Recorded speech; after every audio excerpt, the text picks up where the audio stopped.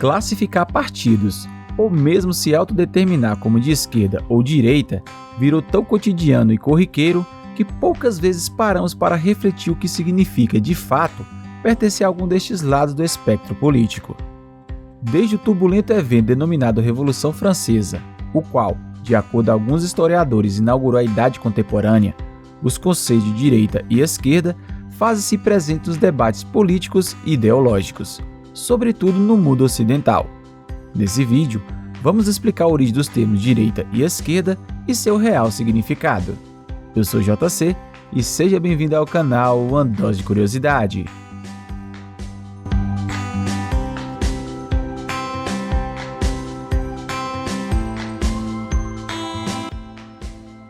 Para explicar a origem do uso dessas palavras, é preciso voltar à sala da Assembleia Constituinte em agosto de 1789, quando se votava o poder que deveria ter Luís XVI.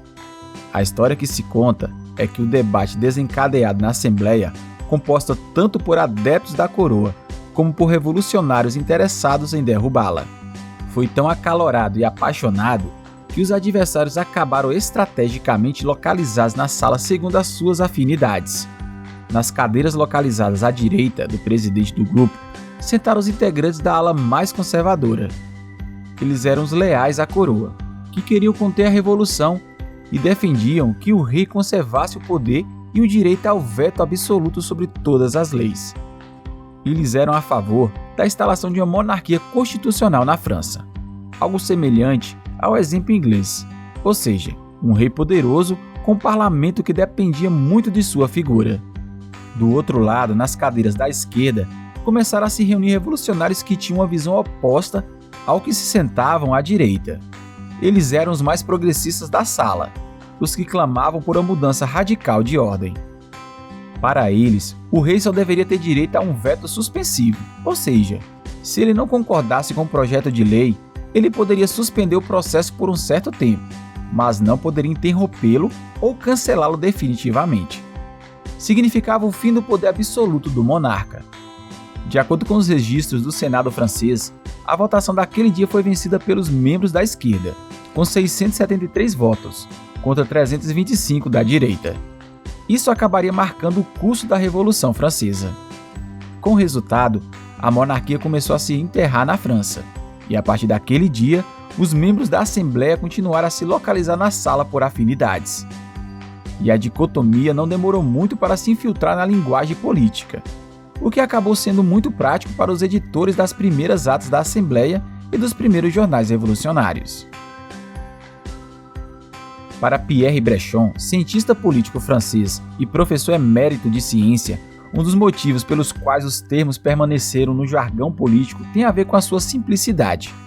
Após o colapso da monarquia no século XIX, o debate centrou-se em que tipo de república deveria ser estabelecida, se mais conservadora, com o Estado vinculado à Igreja, como a direita preferia, ou se república laica, como a esquerda defendia. No século XX, a divisão se manifestou economicamente, com a direita a favor do mercado liberal e a esquerda pedindo um Estado regulado. Durante boa parte do século XIX, os termos esquerda e direita eram usados apenas por políticos. Na verdade, demorou muitos anos para que essas noções deixassem a Assembleia Nacional Francesa e chegassem ao povo. Na Europa, países como a Alemanha e a França foram os pioneiros na implantação de sistemas públicos de ensino no início do século XIX, e de acordo com o cientista político Brechon, uma coisa levou à outra. A popularização dos termos esquerda e direita estava ligada à progressiva politização dos indivíduos e à elevação do nível educacional das sociedades desenvolvidas, explica ele em uma entrevista à BBC Mundo. Mas embora os termos tenham nascido na França, a verdade é que eles se espalharam pelo mundo ocidental. Mas além dos nomes das tendências, foi expandida essa noção da política como oposição de forças.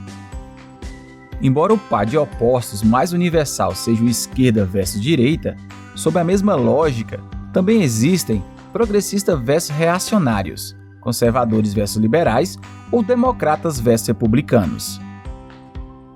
Existem, entretanto, críticas consideráveis e consistentes sobre a simples redução da política no simples eixo esquerda e direita. Alguns cientistas políticos têm sugerido que a classificação perdeu seu significado no mundo moderno. Embora esses termos continuem a ser utilizados, eles defendem um espectro mais complexo que tenta combinar as dimensões políticas, econômicas e sociais. O jornalista Eric Dupin observou que os termos são cada vez menos relevantes na arena pública. Mesmo no seio da população, os reflexos ideológicos são certamente menos acentuados do que antes, e as diferentes visões do mundo e da sociedade já não podem expressar-se claramente no contexto habitual da polarização esquerda-direita. Para o pensador italiano Norberto Bobbio, o pós-União Soviética foi seguido com o aparecimento de algumas linhas que apontavam o fim da dicotomia direita-esquerda. Mais de 2 séculos após a ascensão da esquerda e da direita, o espectro político é composto por uma série de tons de cinza, em que, como geralmente fica claro nas pesquisas, a maioria das pessoas se encaixam.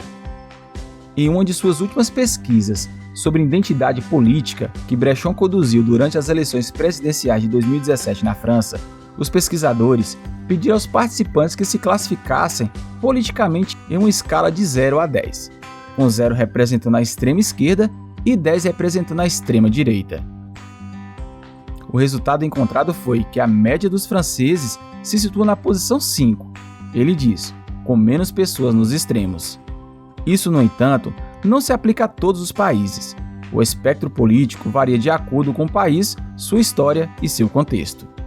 Do outro lado do Atlântico, os Estados Unidos, país com tradição de 2 partidos fortes, que se alternam no poder durante grande parte de sua história, o democrata, que se identifica com a tendência liberal, e o republicano, mais conservador e à direita, acabou de viver uma das eleições mais polarizadas de sua história. Nesse sentido, surge outro termo, o centro.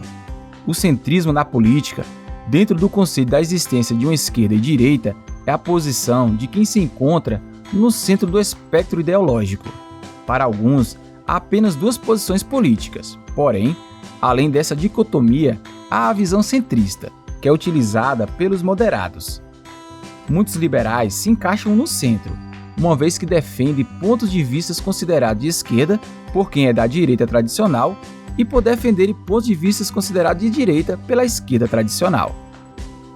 Um partido ou indivíduo ideologicamente centrista não defende nem capitalismo nem socialismo absolutos, mas vê a necessidade de conciliar capitalismo com atenção a carências sociais numa democracia, podendo ser mais culturalmente liberal.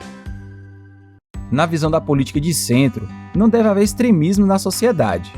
Os seus principais valores são oposição ao radicalismo sustentado pelo equilíbrio que cria a tolerância que defende a coexistência pacífica. Vou deixar na descrição algumas fontes para você se aprofundar mais no assunto. E se chegou até aqui, vou pedir para avaliar o vídeo. Deixe seu like e caso ainda não for inscrito, se inscreva e ative o sininho de notificações para ficar bem informado e me dar aquela força. Eu vou ficando por aqui e a gente se vê no próximo vídeo. Até mais!